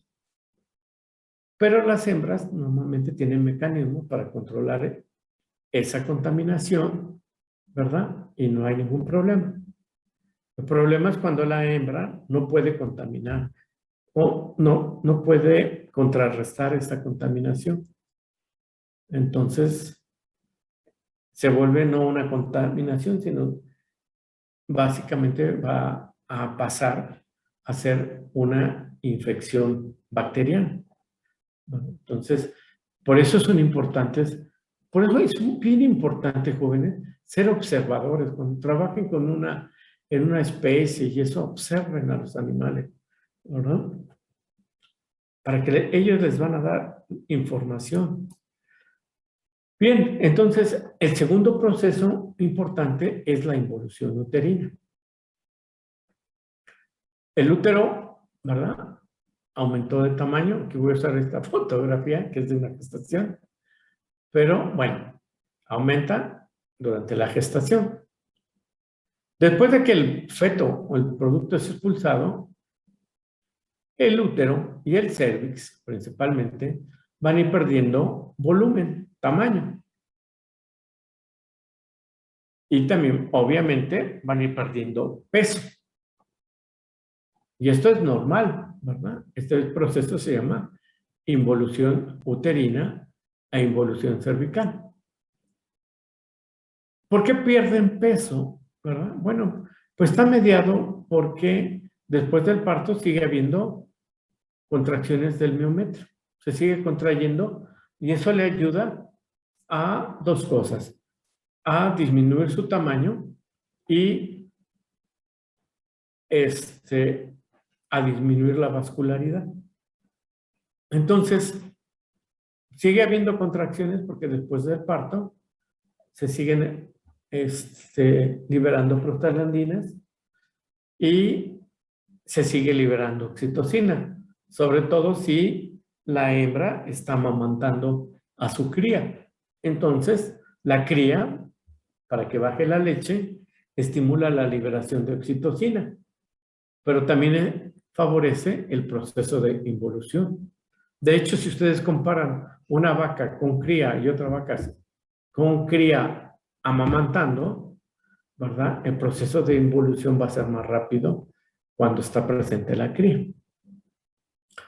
Entonces, este proceso de involución les lleva varias semanas, por ejemplo, en el caso de la vaca. Aquí tenemos un estudio ya antiguo, pero muy bueno este estudio, donde nos indica los días postparto. Y nos indica cómo va a ir disminuyendo el peso del útero, ¿sí?, en estos circulitos, ¿cómo se llama?, oscuros. Entonces, miren, el peso del útero en kilogramos al momento del parto es casi alrededor de 10 kilos, ¿verdad? Ya sin el producto, ¿sí? Entonces, cómo va a ir perdiendo peso durante los primeros 10 días después del parto, ¿sí?, de manera muy notoria. Después del día 15 se empieza a estabilizar y se mantiene ya un peso más o menos. Y también vean, ¿verdad?, el diámetro del cuerno grávido en milímetros también casi corre paralelo, igual que el peso, son los cuadritos. Entonces, vean, cuando más o menos se estabiliza el peso y el diámetro, para ya más o menos del día 30 después del parto, ya ha ocurrido esa involución uterina, ¿verdad?, que incluye pérdida de peso y pérdida de tamaño. Para que ustedes se den cuenta más o menos cuánto está, día 30 más o menos. Ya después lo que se pierde en peso y tamaño, pues casi no es nada, ¿verdad? Ya se mantiene ya un peso y un tamaño, porque el útero tampoco va a volver a ser tan pequeño como era antes de la primera gestación. Bien. Entonces, vean aquí en este cuadro el tiempo requerido para la involución uterina. Miren, en vacas, ¿sí? 40 a 45 días. Las que acabamos de ver, de 30 días. Bueno, cuando tiene una cría es más rápido el proceso. Un mes más o menos. Igual para ovejas y cabras que normalmente tienen a sus crías. Y la cerda. Entonces, ¿verdad? ¿Sí? El proceso entonces se hace más lento cuando no hay cría, porque no hay ese estímulo, ¿verdad? Ahora, el proceso es muy rápido, ¿verdad? En las yeguas, que son 20, 25 días, menos de un mes. Normalmente tienen a sus crías, ¿verdad? Bueno, en la gata también más o menos es el promedio. En la mujer, más o menos son 40, 45 días este proceso. Y la que tarda más en este proceso de involución. Recuerden, es involución uterina. No se confundan. No es reinicio de actividad ovárica. Es involución uterina. La más lenta es la perra. Es un proceso más lento en estos animales. Están tardando casi 3 meses para completar su involución. Entonces es la más lenta. ¿Se acuerda cuál es el tercer evento importante? El tercer evento importante es la pérdida y regeneración del endometrio. Entonces aquí tenemos, por ejemplo, el útero de una vaca después del parto. ¿Verdad? Están abiertos los dos cuernos. Aquí vemos estos puntitos, abultamientos, que son las carúnculas, ¿verdad? La parte que hizo contacto con el cotiledón placentario. Entonces aquí vemos, ¿sí? También, bueno, hay luz, aquí hay líquidos, y este endometrio se va a ir regenerando. Va a haber una regeneración del epitelio glandular y del epitelio caruncular y del epitelio intercaruncular. Entonces, se recupera el epitelio glandular, ¿verdad? Se recupera, o se regenera el epitelio caruncular, esto, y el epitelio intercaruncular, o sea, todo. Entonces, esto también está mediado, ¿verdad? Por los cambios en la irrigación que hay a este nivel, ¿verdad? Entonces va a haber, ¿sí? Miren aquí, se los va mostrando, ¿verdad? Los cambios que ocurren en las carúnculas de una vaca durante el posparto. Entonces, a las 48 horas, ¿sí? Empieza a haber un proceso de degeneración, de necrosis, de separación del epitelio caruncular, ¿verdad? Miren, y cuando hay esto, pues empiezan a haber vasos, ¿sí? Vasos sanguíneos, que por eso también son, ¿sí? La presencia a veces de esas secreciones sanguinolentas, ¿sí? Para el día más o menos 10, 15, y después viene también una regeneración del epitelio entre las carúnculas. Lleva, ¿sí? Alrededor de 25 días, que más o menos está acorde con la involución uterina. Entonces, este es un proceso importante. La otra parte, bueno, antes de pasar a otra parte, es que sabemos que existen factores que afectan la recuperación del aparato genital. Entonces, hay factores positivos que hacen que la recuperación del aparato genital sea más rápida. Bueno, por ejemplo, ya les platiqué, el amamantamiento tiene un impacto positivo. La presencia de la cría, ¿verdad? Tiene un impacto positivo. ¿Por qué? porque va a estar estimulando constantemente la liberación de oxitocina, y la oxitocina tiene un impacto positivo en el proceso de involución uterina, ¿verdad? Va a haber contracciones constantemente y esto va a tener un efecto positivo sobre la reducción del peso y tamaño del útero y del cervix. También se recuperan más rápido las hembras primíparas. Primípara es que llegaron a su primer parto. Las hembras jóvenes, normalmente todo este proceso de recuperación del aparato genital se lleva a cabo más rápido. Pero también hay procesos, ¿verdad?, o factores que pueden retardar la recuperación del aparato reproductor y que tenemos que tener presentes, ¿no? O sea, tenemos que tomar en consideración. Por ejemplo, bueno, si es la edad, pues las hembras adultas con úteros más grandes y cosas de esto, pues tardan más en recuperarse. O en hembras que tuvieron gestaciones gemelares, ¿sí? Pues el útero creció más, entonces va a tardar en recuperar más. En el caso de haber habido algún parto distóxico y sobre todo en partos donde se haya prestado asistencia, ¿verdad? Y ya no se diga si hubo una fetotomía o si hubo una cesárea, pues obviamente que se va a tardar más en recuperar el aparato reproductor. Otra cosa que también afecta la recuperación del aparato genital es en aquellas especies que no expulsan la placenta inmediatamente después del parto y que la placenta queda ahí retenida. ¿Sí? ¿Por qué? Pues porque la placenta, entonces sigue abierto el cérvix. La placenta puede ser un medio de conducción de organismos del exterior al interior. Y con esto casi el problema así per se, no es que retenga la placenta.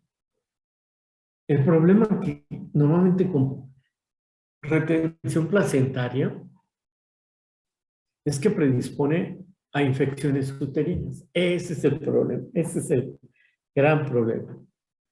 ¿Sí? El desarrollo de infecciones uterinas. Entonces son estos factores los que normalmente van a estar retrasando, ¿verdad? En este caso, la recuperación del aparato genital. Entonces, vean ustedes, esto es importante porque esto pues, lo tenemos que saber ¿sí? Para poder entender, ¿verdad? El proceso, como se está dando en una hembra. Y les digo, como en ocasiones hay mucha presión para que se recupere rápido el aparato genital, para que empiecen a ciclar y poderles dar servicio nuevamente. Bien, vamos a pasar, yo creo que aquí nos vamos a quedar, ¿verdad? Aquí nos vamos a quedar en lo que corresponde a la otra parte. Entonces, dos cosas importantes suceden en el puerperio: la recuperación del aparato genital y la otra parte importante es el reinicio de la actividad ovárica posparto. O, como dice ahí, la aparición del primer estro fértil. ¿Sí? Entonces, vean qué hermosura de vaca, ¿verdad? Con su cría. Y esto lo normalmente en vacas no lecheras, ¿verdad? En las vacas lecheras tenemos una situación. La vaca lechera, ¿verdad? Déjenme ver. Pausa. No sé qué me pasó aquí. Ya dejé de compartir. Bueno, a ver. Acá. Ah, no, por acá. Acá. Más para acá. Más por acá. Bueno, les voy a platicar rápido, tenemos algunos minutos. Es interesante esto porque, miren, ¿Dónde se ha estudiado más todo este mecanismo? En los bovinos. Y en los bovinos, la situación particular de ellos ha permitido entender mucho de este proceso de recuperación o reinicio de la actividad ovárica. ¿Sí? Entonces, nos vamos a encaminar a la parte actividad ovárica. Entonces, bajo condiciones normales, una vaca, después del parto, ¿verdad? ¿Sí? Empieza a amamantar a su cría por un tiempo X, ¿no? Normalmente son varios meses.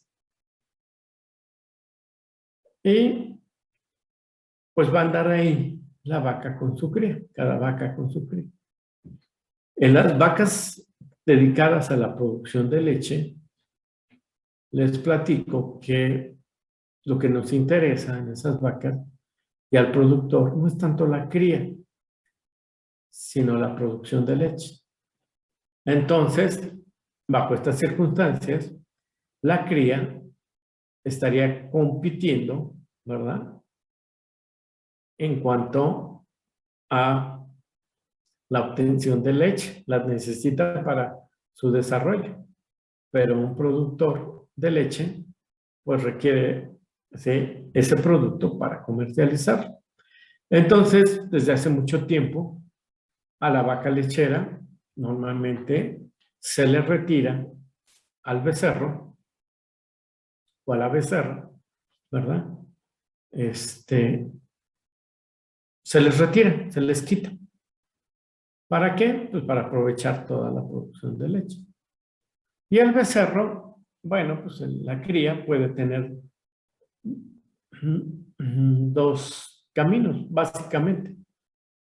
Los machos, ¿sí?, normalmente se venden, ¿sí?, a gente que compra becerros, los llaman así, becerreros.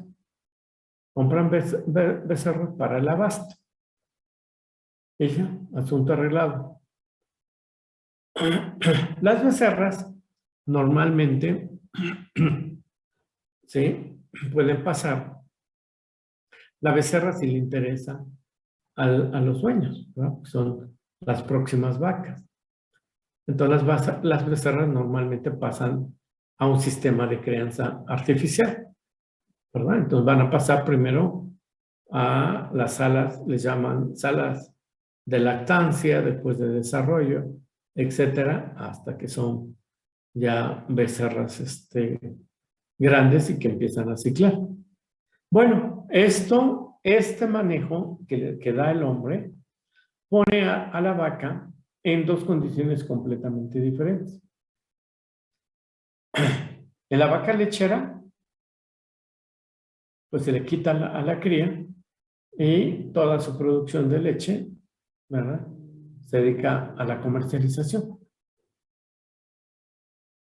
Y bueno, ahí se acaba. En el caso de las vacas que permanecen, en las que permanecen las crías, pues las crías se van a nutrir con esa leche. Pero no solamente eso, la presencia de la cría, ¿verdad?, va a afectar el reinicio de la actividad ovárica posparto. ¿Por qué? Pues porque ahorita lo importante en este proceso es que la cría se desarrolle, no que la vaca empiece a ciclar. Entonces, la cría empieza a tener un efecto negativo.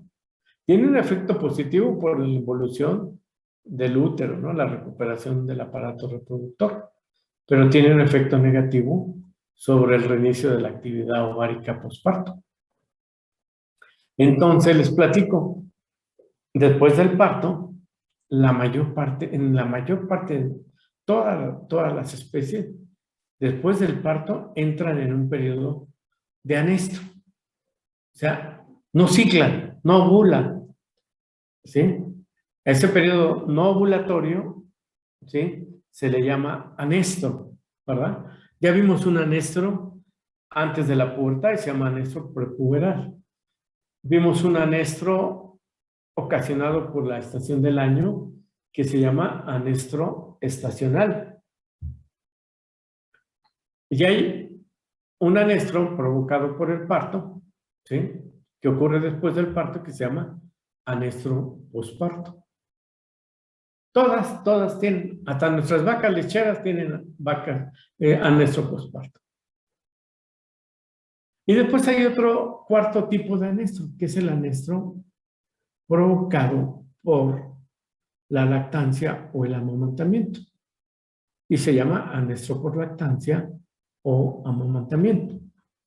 Entonces, por ejemplo, nuestras vacas lecheras tienen anestro posparto. Este ya no, porque no tiene cría. Este tipo de vaca tiene su anestro posparto y después tiene su anestro por amamantamiento. Entonces, este periodo de anestro en general se hace más largo en este tipo de ganado. Y es el pan de cada día, estar trabajando para reducir ese anestro posparto o ese anestro después de la lactancia. Y bueno, pues en los sistemas de producción de este tipo de animales empieza a haber, sobre todo, por ejemplo, en doble propósito, donde estos son muy interesantes porque nos interesa la leche, pero también alimentar a la cría. Entonces, parte de la leche, ¿sí?, la consume la cría y la otra parte se comercializa. Entonces, son sistemas de doble propósito. Entonces, bajo estas circunstancias, ¿verdad?, se han desarrollado técnicas para tratar de que este efecto del anestro no sea tan largo en este tipo de ganado. Y es de lo que vamos a hablar el próximo miércoles.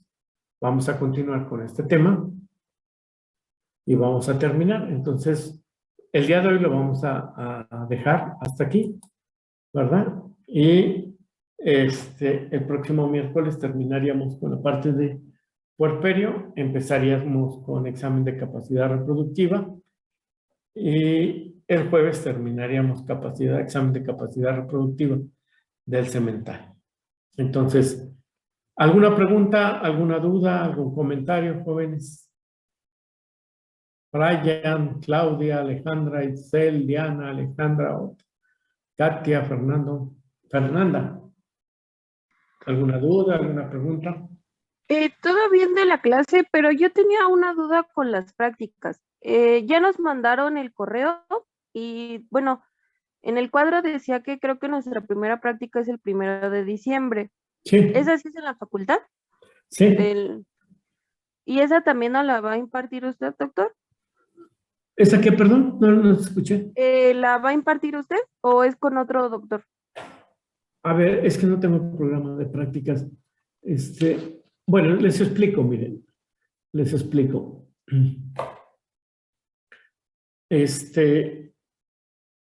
En diciembre vamos a tener 3 prácticas presenciales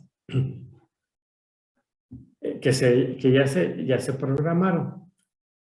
Una sobre caninos, en las cuales ustedes, y ahora que tengamos próximo miércoles de la semana que viene, después del examen, vamos a dedicar para explicarles cómo va a estar esto, pero la de caninos es una de las prácticas.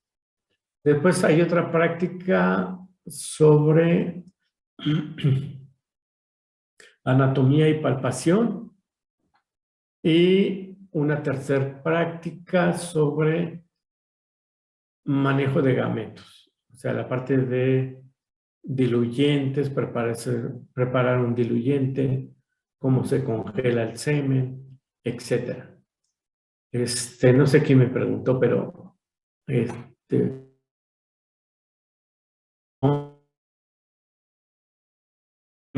para que ustedes lo vayan agendando, son en días de prácticas, o sea, va a ser el miércoles.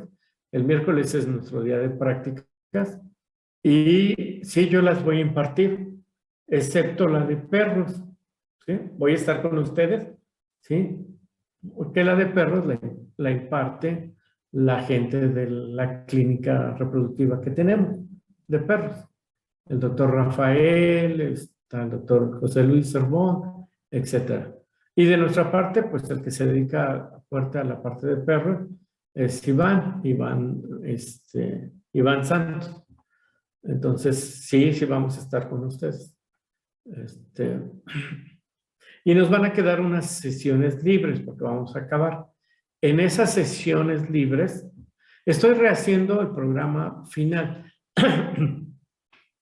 En esas sesiones libres, o sea, porque nosotros vamos a acabar para finales de noviembre, acabamos la parte de especies.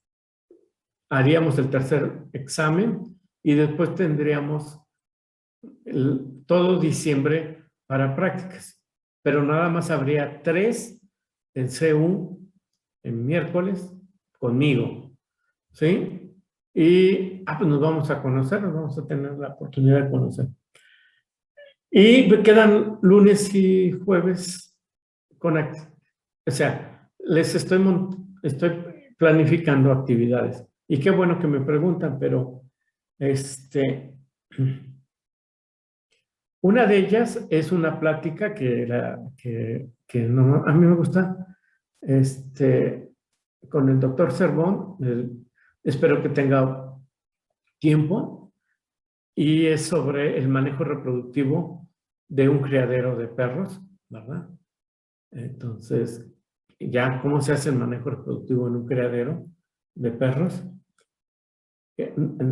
Tendremos esa sesión, se acepta el doctor, y otra sesión sobre manejo reproductivo de animales en zoológico con el doctor Antonio Sandoval. Entonces, las estoy programando. Nada más el día cuando tengamos invitados, sí voy a ser estricto y muy fijado con las asistencias. Bueno, con su asistencia, porque no me gusta invitar gente y después que no asistan. La pena la paso yo, de decir, pues somos 13 y a la hora buena nada más hay 3, Iván, yo y alguien más. Entonces, por favor, ahí sí les voy a pedir su asistencia. Y nos quedarían como 3 sesiones o 4 más, no tengo tan muy claro. Y ahí quiero ampliar temas o darles temas que no hemos visto. Por ejemplo, un tema podría ser fisiología del macho. Otro tema podría ser ritmos biológicos. Otro es fotoperiodo y reproducción y producción animal. Otro que me gustaría ampliar es el de obstetricia. Y así de los que me acuerdo, ¿no? Ahorita. Hay también, aquí está más difícil porque los doctores normalmente están ocupados en la mañana, y es el de reproducción de conejos. Y hay uno que me gusta mucho ese tema, y todo lo que implica es la reproducción comercial de roedores, ¿sí? Entonces, estoy programando, tengo que hablar con los doctores para ver si pueden en esos días. Por eso les digo que en esos días, cuando venga, que tengamos invitado, pues sí les voy a pedir que tomen la sesión y participen. Bien, no sé quién me preguntó, ¿Alejandra? Sí, doctor, gracias. ¿Quedó claro, Alejandra? Sí, Mira, nada más era... El jueves, el miércoles, después del examen, le voy a tomar un tiempo para explicarles cómo van a estar las sesiones por especie, las ligas son nuevas ligas, o links, o como le quieran llamar, con cada profesor, les voy a ir dando, creo que ya se las envió Iván Emanuel, y necesitamos organizarnos porque en perros nos piden que lleven un perro o una perra o ambos para el día de prácticas, y Estaba viendo que están pidiendo equipos de 3.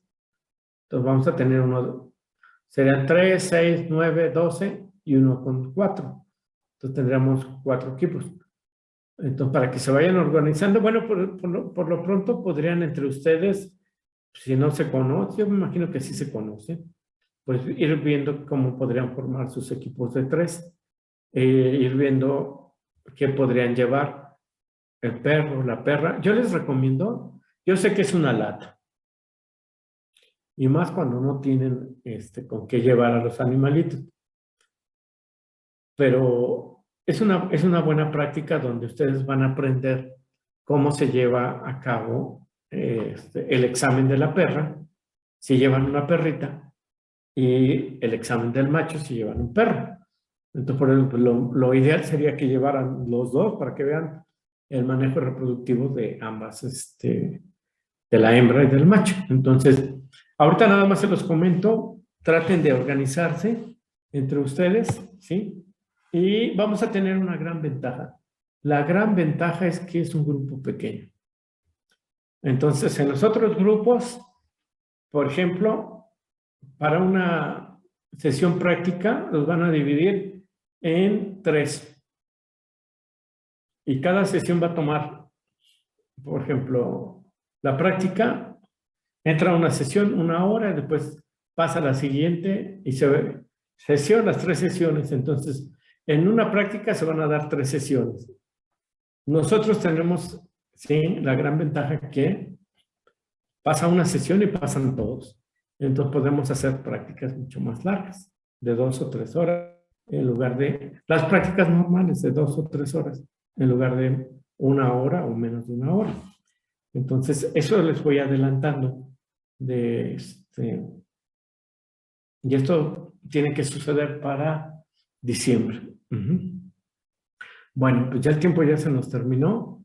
Si tienen alguna duda, alguna pregunta, el próximo miércoles lo vemos, ¿sí?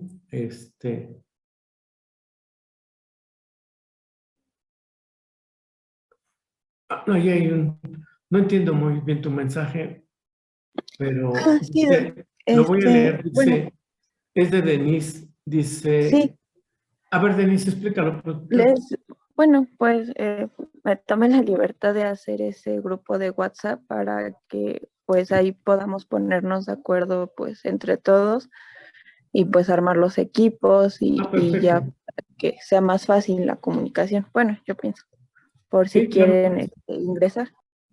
No, pues excelente idea, Denise. Ojalá funcione y lo importante es no pierdan el punto, es aprender a hacer cosas. Y esta de la práctica de perros es importante. Y si pueden hacer el esfuerzo de llevar a la hembra y al macho, pues mucho mejor, ¿no?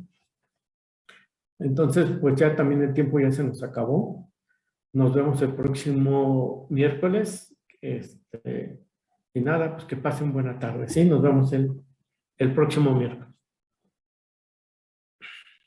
Que les vaya bien. Que les vaya bien. Hasta luego, doctor. Que les vaya bien.